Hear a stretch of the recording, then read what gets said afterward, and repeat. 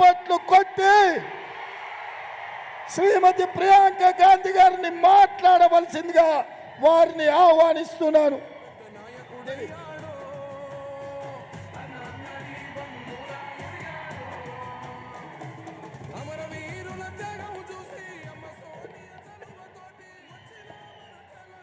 Translator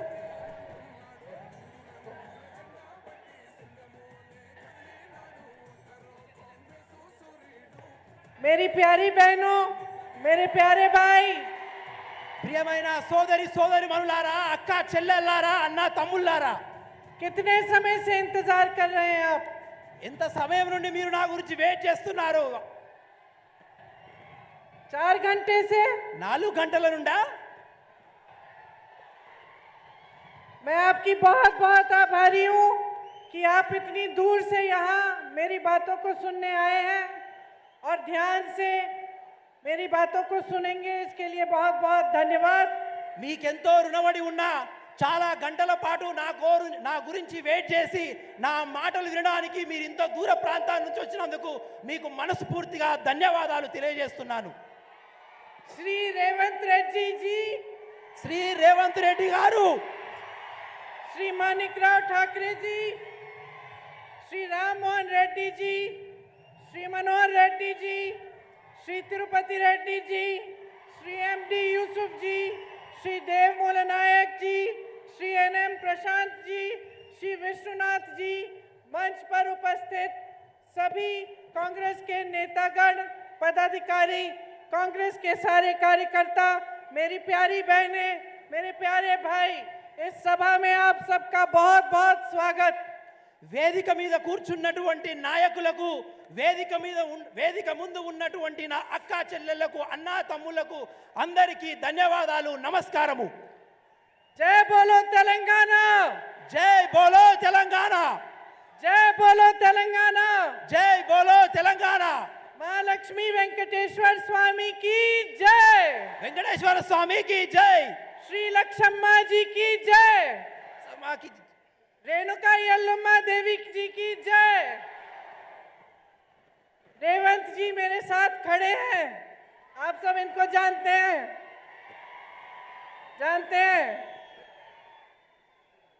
जब मैं पहली बार रेवंत जी से मिली तो मुझे बताया गया कि एक बहुत कर्मठ नेता है तेलंगाना के, उनसे मिलते हैं। तो जब मेरे पास आए और मेरे से बात की उन्होंने, तो मुझे एकदम पता चला कि उनके दिल में आपके लिए दर्द है। నేను మొదటిసారిగా రేవంత్ రెడ్డి గారితో ఉన్నప్పుడు, రేవంత్ రెడ్డి గారు నన్ను మొదటిసారి కలిసినప్పుడు వాటి మాటల్లో నాకు అర్థమైంది ఏంటంటే, వారి మనసులో మీకు ఎంతో గొప్ప ప్రేమ ఉంది, ఎంతో ఆదరణ ఉంది మీ గురించి. उन्होंने मुझे अपने 20 साल के संघर्ष के बारे में बताया। जब से वो विद्यार्थी थे तब से वो लड़ते रहे और संघर्ष करते रहे। రేవంత్ రెడ్డి గారు నాకు వారి 20 సంవత్సరాల పోరాటం గురించి నాకు వివరించారు. విద్యార్థి దశ నుండి నేటి వరకు రాజకీయంగా వారు చేస్తున్న మీ గురించి, పోరాటం గురించి నాకు వివరించారు. और सबसे अच्छी बात मुझे ये लगी कि उन्होंने ये नहीं कहा कि मुझे ये बन रहा है, वो बनना है, ये पद चाहिए, वो पद चाहिए। उन्होंने मुझे कहा कि तेलंगाना के बदलाव के लिए, तेलंगाना के विकास के लिए वो काम करना चाहते हैं। నన్ను వారు కలిసినప్పుడు నాకు ఈ పదవి కావాలి, నాకు ఈ స్థానం కావాలి, నాకు ఈ కుర్చీ కావాలి అని నన్ను ఎప్పుడు అడగలేదు. వారు అడిగింది ఒక్కటే, నేను ఈ రాష్ట్రంలో మార్పు తేవడానికి పని చేయాలనుకుంటున్నాను, నాకు అవకాశం ఇవ్వమని అడిగారు. तो आज चुनाव का लगभग आखिरी दिन है, कल आखिरी दिन है। चुनाव खत्म होने वाला है, प्रचार खत्म होने वाला है। कुछ दिनों में आप सब अपना वोट डालने जाएंगे। మీ అందరికీ తెలుసు, రేపటితో ఈ ఎన్నికల ప్రచారం ముగియబోతుంది. ఎన్నికల సమయం దగ్గరలో వచ్చేసింది. రేమో బాపో మీరందరూ మీ ఓటును వేసే అవకాశం మీ అందరికీ వచ్చింది. किसको वोट दोगे? ఎవరికి ఓటు వేస్తారు?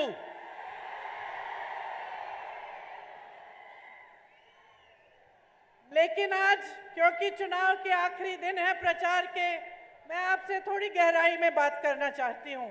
मैं आपसे कहना चाहती हूँ कि कौन से सवाल आपको पूछने चाहिए, कि कुछ दिनों में चुनाव आ रहा है, तो अंदर आपको क्या महसूस हो रहा है? क्या क्या आप चाहते हैं? क्या क्या उम्मीदें हैं सरकार से और राजनीतिक दलों से? కాబట్టి ఇంకో 2-3 రోజుల్లో మీరందరూ మీ అమూల్యమైన ఓటు హక్కును వినియోగించుకునే అవకాశం వచ్చింది.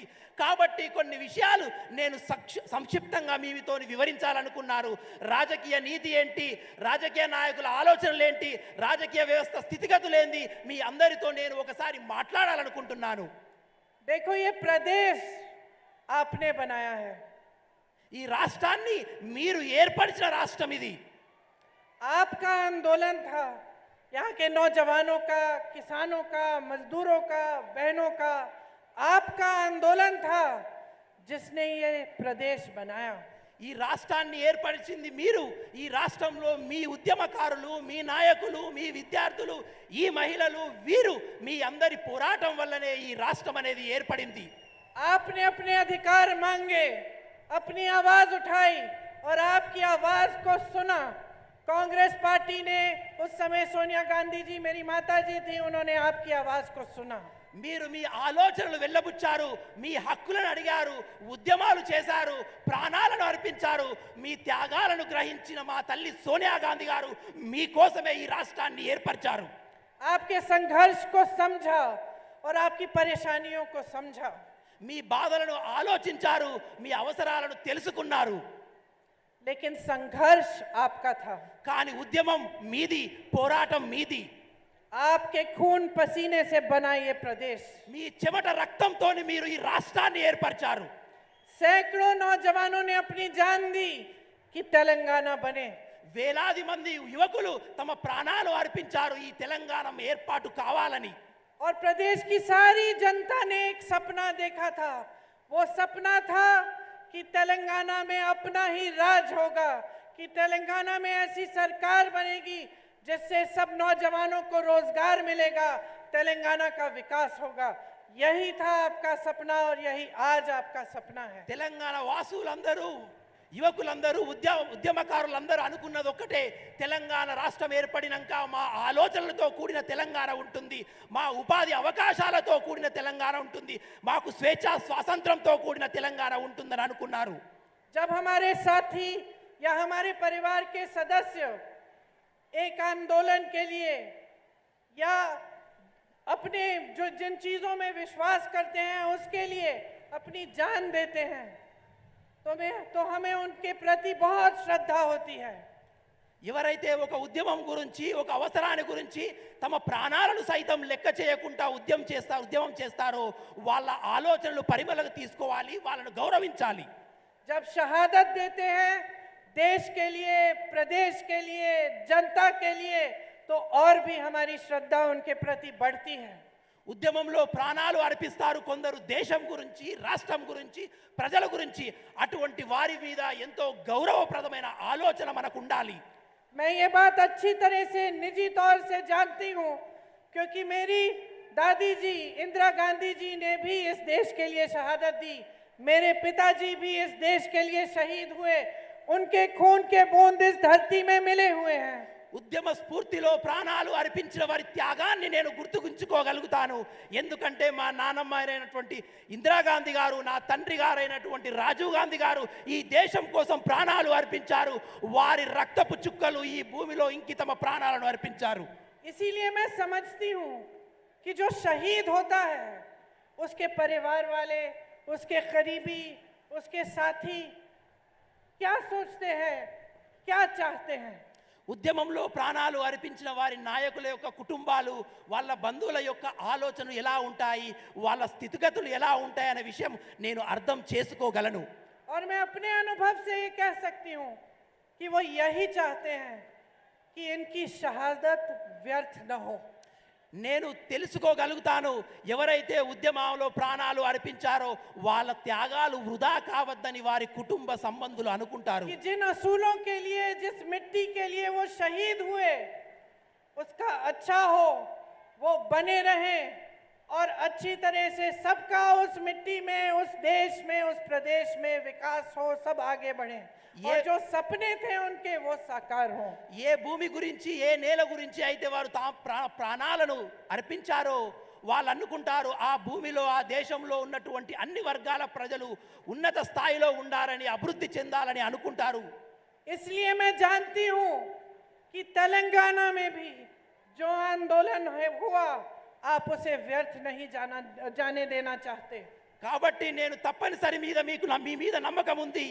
ఎవరైతే తెలంగాణ పోరాటంలో ప్రాణాలు వదిలేశారో వాళ్ళ ఉద్యమ స్ఫూర్తికి అనుగుణంగా ఆశయాలకు అనుగుణంగా మీరు మెసులుకుంటారని.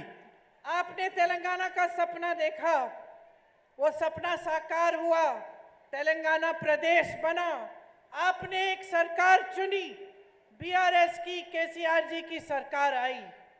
మీరందరూ తెలంగాణ గురించి స్వప్నం కన్నారు. అనేక సంవత్సరాలు తెలంగాణ రాష్ట్రం కోసం పోరాటారు. తెలంగాణ రాష్ట్రంలో బీఆర్ఎస్ ప్రభుత్వం వచ్చింది. ఇప్పటికి 10 సంవత్సరాలు గడిచాయి.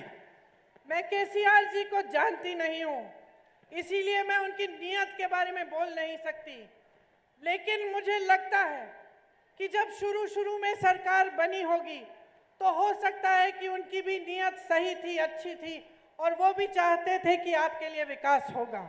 నాకు కేసీఆర్ గారి గురించి అంతగా పెద్ద విషయ పరిజ్ఞానం లేదు. వారి యొక్క నీతి జ్ఞానం గురించి నాకు ఆలోచన లేదు. కానీ మొదటిలో రాష్ట్రం ఏర్పడినప్పుడు వారు కూడా మీ గురించి ఏమైనా చేస్తారేమోనని నేను అనుకున్నాను. मैं केसीआर जी को जानती नहीं हूँ, लेकिन उनके काम को जानती हूँ. కేసీఆర్ గారి గురించి నాకు తెలియదు, కానీ కేసీఆర్ గారి పనితీరు గురించి మాత్రం నాకు పరిజ్ఞానం ఉన్నది.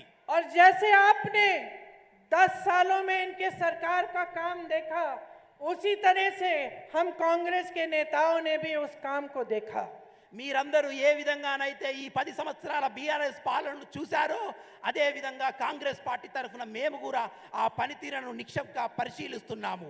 और जैसे जैसे समय आगे बढ़ता चले गया, हमें यही दिखा कि सत्ता मिल गई, पैसा मिल गया, भ्रष्टाचार फैलने लगा, और जनता के जो सपने थे, जनता की उम्मीदें थी, जनता की आशाएं थी, उन्हें भूला गया. 10 సంవత్సరాల సమయం గడుస్తున్న కొద్దీ పైసలు చూస్తున్నటువంటి ప్రభుత్వాలు ప్రజల యొక్క ధనాన్ని కొల్లగొడుతున్నారు. కుంభకోణం మీద కుంభకోణం చేస్తూ ప్రజల యొక్క ధనాన్ని ఈ బీఆర్ఎస్ ప్రభుత్వం పూర్తిగా కొల్లగొట్టింది. हम सब देख के चौंक गए कि केसीआर जी के परिवार के एक सदस्य को मंत्री का पद मिल रहा था, बड़े-बड़े रोजगार मिल रहे थे, बड़े-बड़े महल बन रहे थे, लेकिन जनता पीछे चली जा रही थी.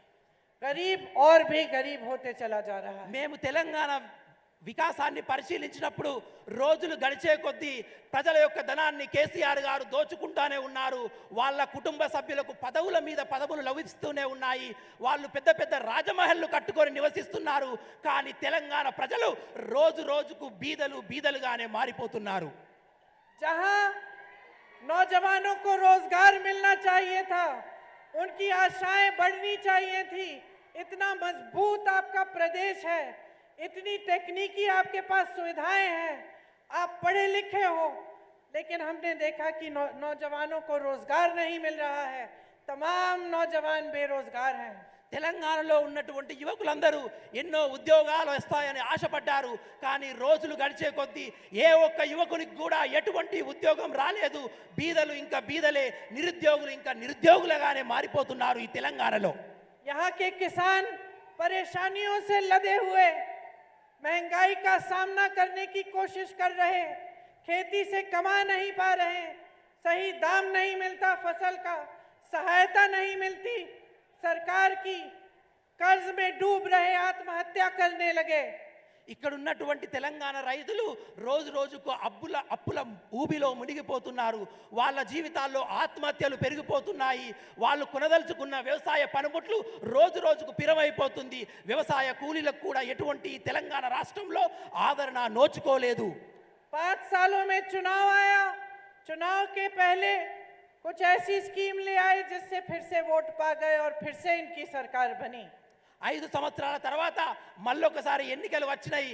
యథావిధిగా ఎన్నికలకు పోయారు. మోసపూర వాగ్దానాలతో గెలిచి మళ్ళా ప్రభుత్వాన్ని ఏర్పాటు చేశారు. अब 10 साल बीत चुके हैं. मेरे भाइयों, मेरी बहनों, मुझे बताओ, आपको रोजगार दिया केसीआर जी ने? అక్క చెల్లెల్లారా, 10 సంవత్సరాలు గడిచిపోయింది. ఒక్కసారి నాకు చెప్పండి, ఈ తెలంగాణ రాష్ట్రంలో మీకేమైనా ఉద్యోగాలు వచ్చాయా? मेरे किसान भाइयों, आपकी सहायता की, आपके कर्ज माफ किए, आपको सही दाम दिया। రైతు సోదరులారా, నాకు ఒక్క విషయం చెప్పండి, ఈ తెలంగాణ రాష్ట్రంలో మీకు అభివృద్ధి జరిగిందా? మీ అప్పులు తీర్చాయా? ప్రభుత్వం నుంచి మీకేమైనా తోడ్పాటు జరిగిందా? मेरी बहनों, देश में इतनी महंगाई है, बढ़ती चली जा रही है। कांग्रेस की सरकारों ने अपने प्रदेशों में महंगाई के राहत के कैंप लगाए। क्या आपको केसीआर जी ने महंगाई से राहत दी? అక్కా చెల్లెల్లారా, నాకు ఒక విషయం చెప్పండి, తెలంగాణ రాష్ట్రంలో రోజు రోజుకు ధరలు పెరిగిపోతున్నాయి. ఎక్కడైతే కాంగ్రెస్ ప్రభుత్వం ఉందో అక్కడ ధరలు తగ్గించే ప్రయత్నం కాంగ్రెస్ పార్టీ చేస్తుంది. ఇక్కడ టీఆర్ఎస్ ఏమైనా అటువంటి ప్రయత్నం మీకోసం చేసిందా? आप पे जो अत्याचार हो रहे हैं, रोज रोज उनको रोका। మీ మీద జరుగుతున్నటువంటి అఘాయిత్యాల పట్ల, అత్యాచారాల పట్ల ఏమైనా నిర్మూలన కార్యక్రమాలు ఈ ప్రభుత్వాలు తీసుకున్నాయా? मेरे दलित और आदिवासी भाई बहनों, आपके लिए क्या किया केसीआर जी ने? कुछ किया? आपको पट्टे दिए, आपकी सहायता की, आपको आगे बढ़ाया? నా దళిత ఆదివాస సోదరులకు నేను అడుగుతున్నాను, ఈ తెలంగాణ రాష్ట్రంలో కేసీఆర్ ప్రభుత్వం ద్వారా మీకేమైనా ఉపాధి అవకాశాలు దొరికాయా? మీరేమైనా పురోగతించారా? మీకేమైనా భూములు లభించాయా? तो क्या मिला तेलंगाना की जनता को? తెలంగాణ टीआरएस के 10 साल के राज में आपको क्या मिला? ఈ 10 సంవత్సరాల తెలంగాణ పాలనలో, తెలంగాణ రాష్ట్ర పాలనలో, ప్రభుత్వ పాలనలో ఈ తెలంగాణ ప్రజలకు ఏమి లభించింది అని నేను అడుగుతున్నాను. आपको भ्रष्टाचार मिला हर स्तर पर। एक भी ऐसा प्रोजेक्ट नहीं है तेलंगाना में जो पूरा हुआ है, और एक भी ऐसा प्रोजेक्ट नहीं है जिसमें से सारे पैसे इन्होंने खींचे और अपने मित्रों को, अपने परिवार को, अपने पूरी पार्टी को सींचा। ఈ తెలంగాణ రాష్ట్రంలో ఇప్పటికీ ఒక్క ప్రాజెక్టు కూడా లేదు. ఒక ప్రజా ఉపయోగమైన ప్రాజెక్టు ఒక్కటి కూడా కట్టలేదు. కట్టిన ప్రాజెక్టులన్నీ ధనాన్ని దోచుకొని తన కుటుంబ సభ్యులకు అప్పనంగా ప్రజల డబ్బును అప్పచెప్పే ప్రయత్నం మాత్రమే ఈ కేసీఆర్ గారు చేశారు. आपको छोटे से छोटे काम के लिए कमीशन देना पड़ता है।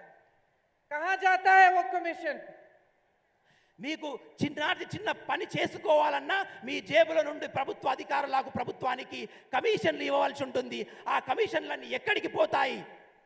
ये बीआरएस इतनी अमीर पार्टी है, इनके सारे नेताओं के बड़े बड़े महल हैं, खूब पैसे हैं।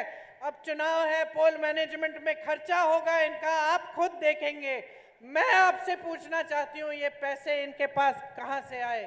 ఇప్పుడు కేసీఆర్ ప్రభుత్వం, టీఆర్ఎస్ పార్టీ ఎన్నికలకు ముందుకొస్తుంది. వాళ్ళు పోల్ మేనేజ్మెంట్ అని, ఎన్నికలని వేలాది కోట్లాది రూపాయలు ఖర్చు పెడుతున్నారు. నేను అడుగుతున్నా, ఈ కోట్లాది పైసలు ఎక్కడివి అని.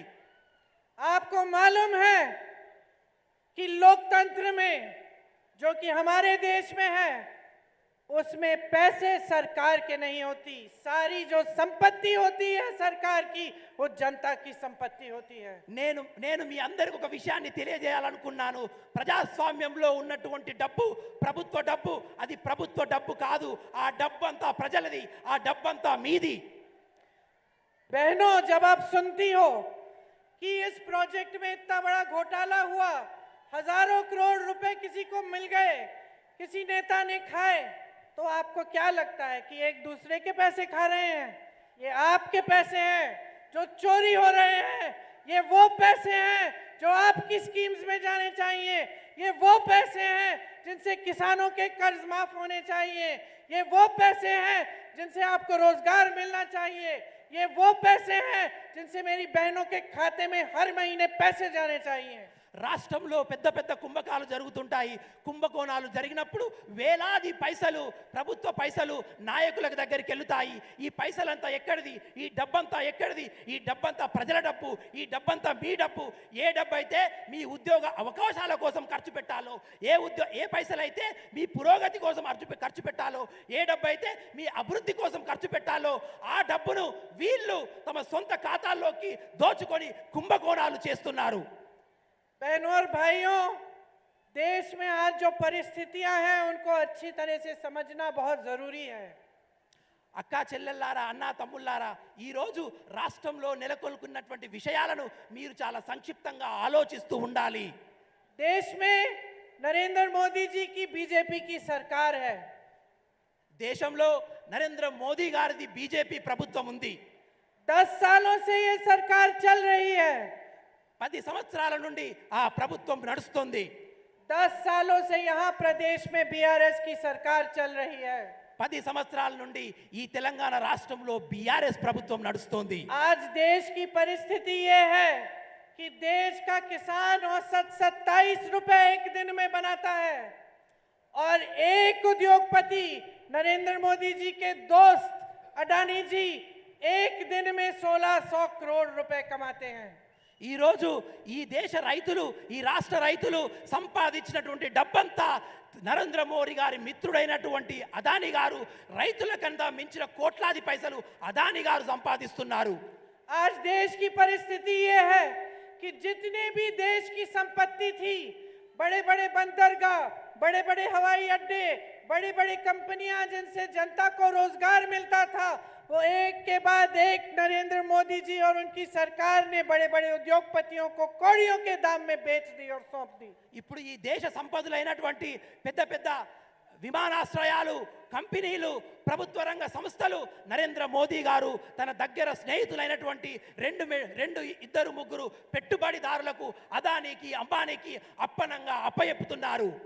देश की परिस्थितियां ये हैं कि जब देश का किसान महीनों के लिए आंदोलन कर रहा था, बगैर पानी के, बगैर बिजली के, जब सैकड़ों किसान शहीद हुए, तब नरेंद्र मोदी जी अपने घर से बाहर ही नहीं आए उनकी बात सुनने के लिए। దేశంలో ఉన్నటువంటి రైతాంగం నెలల తరబడి చలిలో వానలో నిరసన తెలియజేస్తుంటే వారి యొక్క బాగోగులు పరిశీలించడానికి ఈ నరేంద్ర మోడీ గారు ఒక్క నిమిషం కూడా రైతుల పట్ల మాట్లాడలేదు.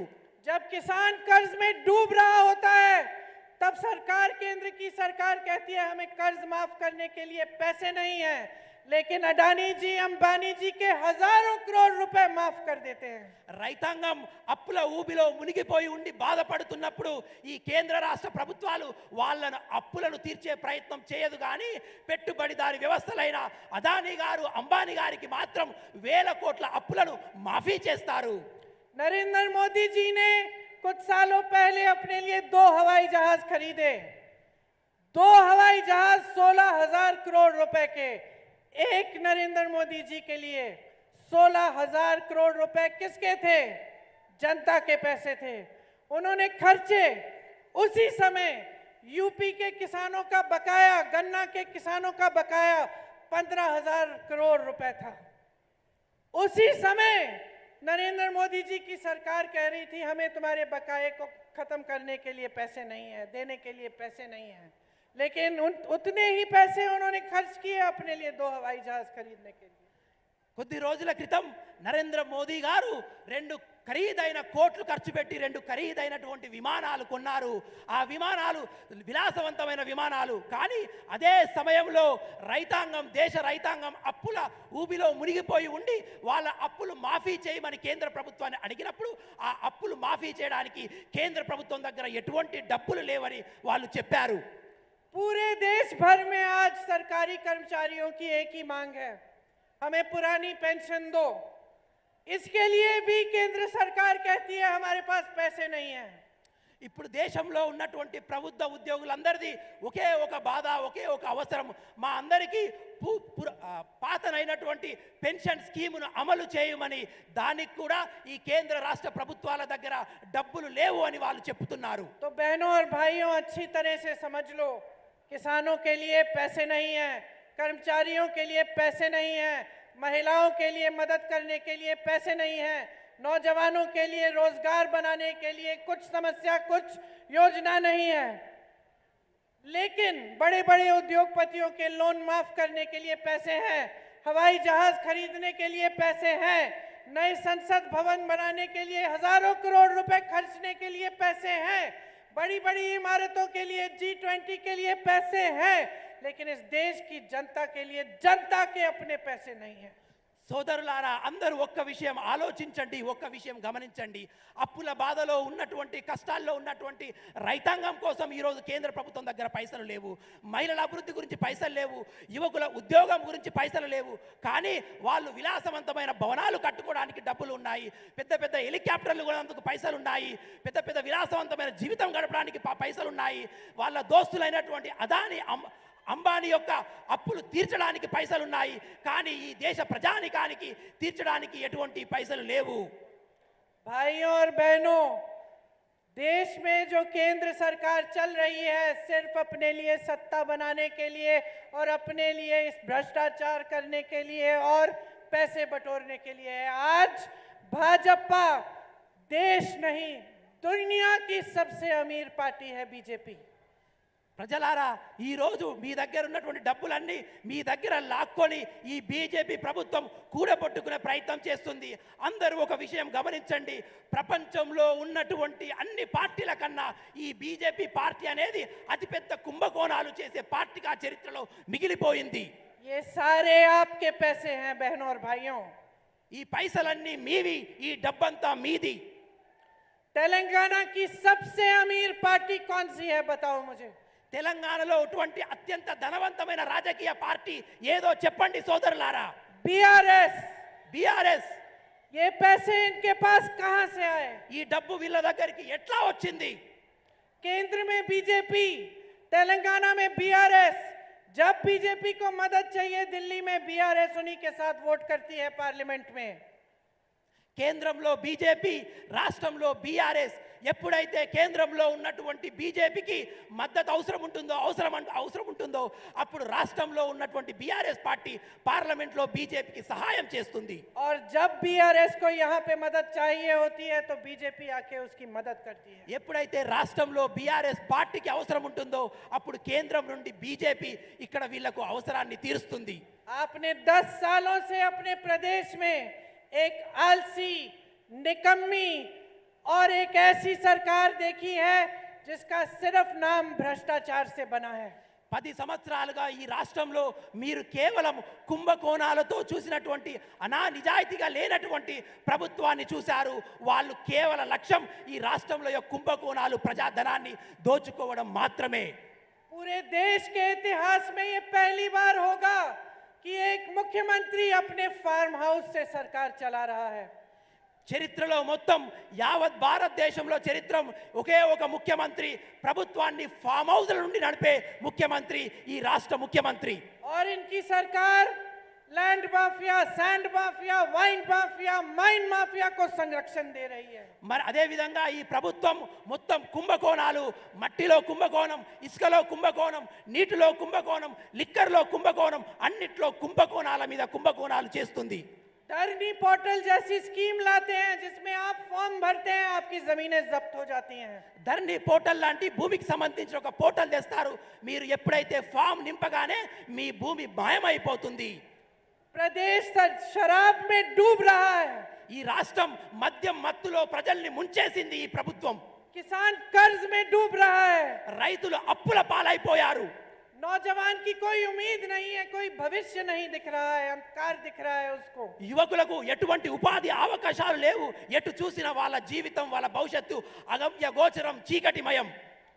दोराला तेलंगाना मजबूत हो रहा है దొరల తెలంగాణ రోజు రోజుకు ఈ రాష్ట్రంలో బలపడుతుంది. और यहाँ की रायतू और प्रजा कमजोर हो रही है। రోజు రోజుకు ఇక్కడ ఉన్న రైతులు, ప్రజలు బలహీన పడుతున్నారు.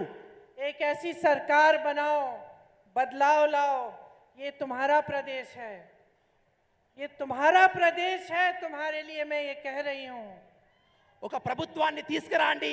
ఏ ప్రభుత్వం అయితే మీ గురించి ఆలోచిస్తుందో, మీ గురించి పాటుపడుతుందో, నేను మీతోనే మాట్లాడుతున్నాను. మీ గురించి ఆలోచించే ప్రభుత్వాన్ని ఈ రాష్ట్రంలో నెలకొల్పండి. आपके प्रदेश में जो राजनीति चल रही है वो आलस की राजनीति है। वो आपके लिए काम नहीं कर रहे हैं, वो समझ नहीं रहे हैं कि सत्ता आपने दी है। ఈ రాష్ట్రంలో నడుస్తున్నటువంటి ప్రభుత్వం మీ గురించి ఆలోచించే ప్రభుత్వం కాదు, మీ గురించి నడిచే ప్రభుత్వం కాదు, మీ గురించి పాటుపడే ప్రభుత్వం కాదు. మీ ద్వారా ఈ ప్రభుత్వం ఏర్పడిందన్న విషయాన్నే వాళ్ళు మర్చిపోయారు. रेवंत जी मंच पे खड़े हैं, मैं मंच पे खड़ी हूँ। రేవంత్ రెడ్డి గారు వేదికపై నిలబడ్డారు, నేను వేదికపై నిలబడ్డాను. आप इतनी बड़ी तादाद में यहाँ आए हैं, हम आपके प्रति अपनी जिम्मेदारी समझते हैं। మీరు మీరు వేల సంఖ్యలో ఇక్కడికి విచ్చేశారు. మీ యొక్క ప్రతి ఒక్క అవసరాన్ని మేము తెలుసుకుంటాము, గమనిస్తున్నాము. हमारा और कोई धर्म नहीं है, हमारा धर्म आपकी सेवा है। మాకు వేరే ధర్మం లేదు. మాకు తెలిసిన ధర్మం కేవలం మీకు సేవ చేయడమే. ये सबसे पहला सबसे बड़ा धर्म होना चाहिए नेता का। ఒక నాయకునికి ఇదే అత్యుత్తమైన ధర్మంగా, ఇదే పెద్ద లక్ష్యంగా, మీకు సేవ చేసే అవకాశమే ధర్మంగా కలిగి ఉండాలి. लेकिन बीआरएस के नेता भूल चुके हैं ये धर्म। కానీ బీఆర్ఎస్ నాయకులు ఈ ధర్మాన్ని మర్చిపోయారు. उनको लगता है कि कुछ भी करें, वोट आपसे मिलेगा, सत्ता में रहेंगे, कमाएंगे, अपने महल बनाएंगे और वही आगे बढ़ते चले जाएंगे और तेलंगाना की सारी जनता पीछे रह जाएगी। వాళ్ళు అనుకుంటున్నారు ఎన్నికలు వస్తాయి, డబ్బులు ఖర్చు పెడతాము, పైసలు సంపాదిస్తాము, ఓట్ల కోసం పోతాము, మేము ముందుకెళ్తాము, ఇండ్లు కట్టుకుంటాము, బంగ్లాలు కట్టుకుంటాము, కానీ ఈ రాష్ట్ర ప్రజలు రోజు రోజుకు వెనుకకు పోతూనే ఉంటారని. आपकी परवाह नहीं है बहनों और भाइयों। మీ గురించి వారికి చింత లేదు. इंदिरा गांधी जी बोलती थी कि जनता से बड़ा कुछ नहीं होता और जनता में सबसे ज्यादा विवेक होता है, सब समझती है जनता। ఇందిరాగాంధీ గారు అనేవారు, ప్రజలే ప్రజాస్వామ్యంలో పెద్దవారు, ప్రజలకు యొక్క వివేకం ఉంటుంది, ప్రజలు ఎప్పటికప్పుడు అవన్నీ గమనిస్తూనే ఉంటారని ఇందిరాగాంధీ గారు అనేవారు. मुझे इस बात में पूरा विश्वास है। ఇందిరాగాంధీ గారి మాట మీద నాకు పూర్తి నమ్మకం ఉంది. मैं जानती हूं कि आप सब कुछ समझ रहे हैं। ये सारे खेल जो आपके साथ खेले जा रहे हैं, आपको कुछ कहते हैं नेता, कुछ और करते हैं। चुनाव के समय आपसे वोट मांगते हैं, चुनाव के बाद आपको भूल जाते हैं, अपने अपने महल बनाते हैं, आपके लिए झुग्गी झोपड़ी भी नहीं बनाते हैं, अपने बच्चों परिवारों को मंत्री बना देते हैं, लेकिन आपको रोजगार नहीं देते। आप सब समझ रहे हो, मैं जानती हूं। నాకు తెలుసు మీరందరూ గమనిస్తున్నారు, ఈ రాష్ట్ర ప్రభుత్వాల ఆలోచనలు గమనిస్తున్నారు, వాళ్ళు సంపాదిస్తున్న డబ్బులను ఆలోచిస్తున్నారు, వాళ్ళు చేస్తున్న కుంభకోణాలు ఆలోచిస్తున్నారు. కానీ వాళ్ళ సంపాదనే ఉంటుంది, కానీ మీకు ఒక చిన్న గుడిసె కూడా ఇచ్చే, మీకు ఒక విద్యా అవకాశం ఇచ్చే అవకాశాలు ఈ రాష్ట్ర ప్రభుత్వం కల్పిస్తలేదని మీరు గమనిస్తున్నారనే విషయం నాకు తెలుసు. देखो, आपको जागरूक बनना पड़ेगा। మీరందరూ జాగృతి కావాలి అని నేను విజ్ఞప్తి చేస్తున్నాను. अगर आप जागरूक नहीं बनेंगे, अगर आप नेता से सवाल नहीं करेंगे, अगर आप राजनीतिक दलों को जवाबदेह नहीं बनाएंगे, तो नुकसान आपका होगा।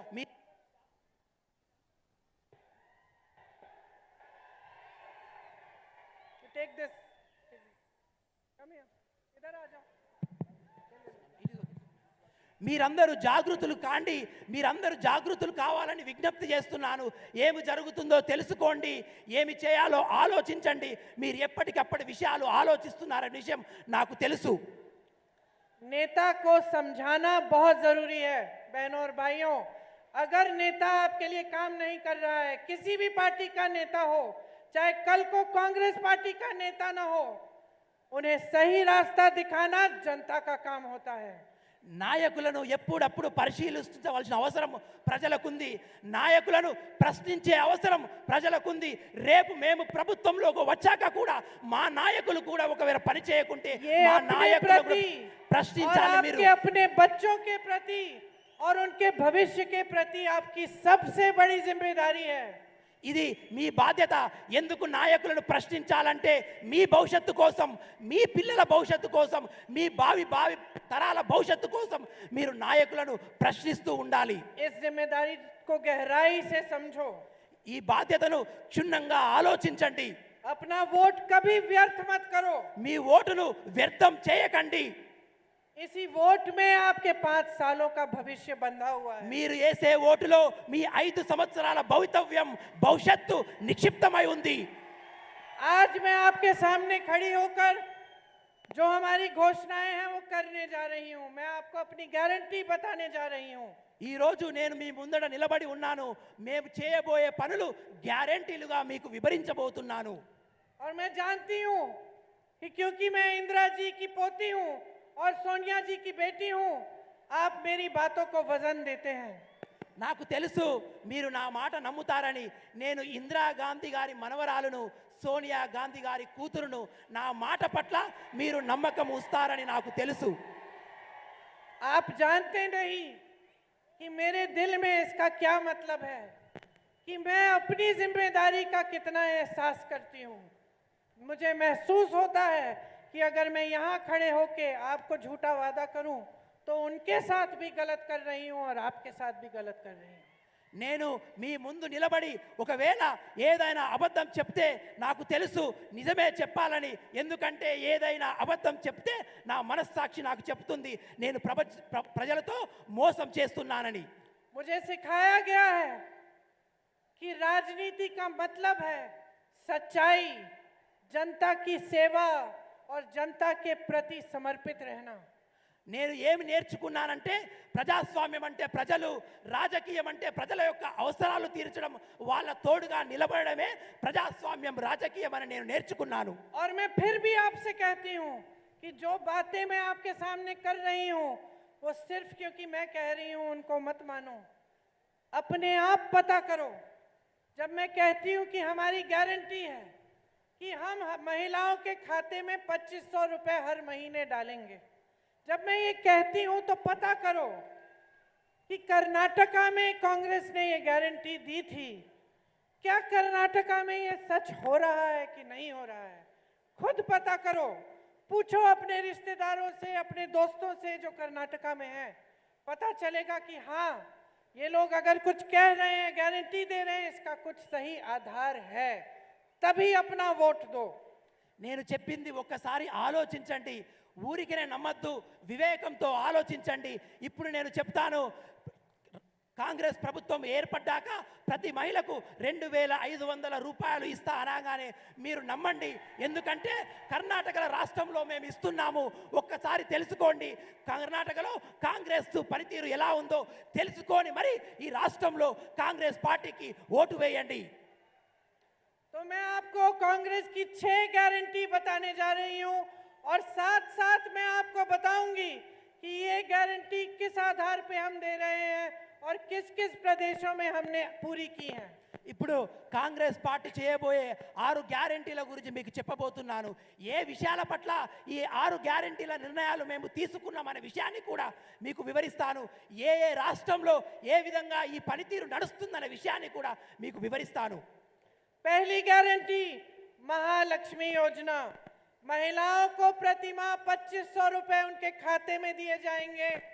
गैस सिलेंडर 500 रुपए का मिलेगा और बस की यात्रा फ्री में पूरे तेलंगाना में मेरी बहनें करेंगी। మహాలక్ష్మి అనే పథకం ద్వారా 2500 రూపాయలు ప్రతి మహిళకు నెలసరిగా ఇస్తాము. 500 రూపాయలకే మీకు గ్యాస్ సిలిండర్ అందజేయబోతున్నాము. అంతేకాకుండా నా అక్క చెల్లెలకు ఈ రాష్ట్రంలో ప్రతి ఆర్టీసీ బస్సులో ఉచిత బస్సు ప్రయాణ సౌకర్యాన్ని కలిగించబోతున్నాము. कर्नाटका में मेरी बहनों फ्री बस यात्राएं कर रही हैं। कर्नाटका की बहनें जब से कांग्रेस की सरकार आई, पहले मंत्रिमंडल की मीटिंग हुई, उसमें तय किया गया और तब से ही मेरी बहनों के खाते में पैसे आ रहे हैं। కర్ణాటక రాష్ట్రంలో ఎప్పుడైతే ప్రభుత్వం ఏర్పడిందో ఆ రోజు నుంచే మీలాగే అక్కడ కూడా మేము పైసలు జమ చేస్తున్నాము. మొదటి రోజే అక్కడ ఉన్నటువంటి మహిళల ఖాతాలలో డబ్బులు వేస్తున్నాము. అదేవిధంగా కర్ణాటక రాష్ట్రంలో ఉన్నటువంటి నా అక్కా చెల్లెళ్ళు ఉచితంగా బస్సు ప్రయాణం చేస్తున్నారు. दूसरी गारंटी रायतू भरोसा। रायतू भरोसे में किसानों को 15,000 रुपए प्रति एकड़ सालाना दिया जाएगा और खेत मजदूरों को 12,000 रुपए। రైతు భరోసా అనే పథకం ద్వారా ఏటా రైతులకు 15,000 రూపాయలు ఎకరానికి చెల్లించబోతున్నాము. అదేవిధంగా రైతు కూలీలకు 12,000 రూపాయలు చెల్లించబోతున్నాము.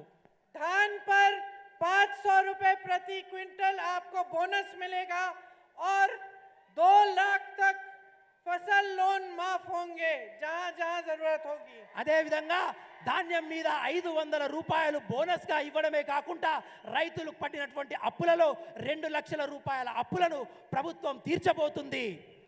छत्तीसगढ़ में धान का सबसे ज्यादा एमएसपी कांग्रेस की सरकार ने किसानों को दिया और छत्तीसगढ़ और राजस्थान दोनों में किसानों के कर्ज माफ किए।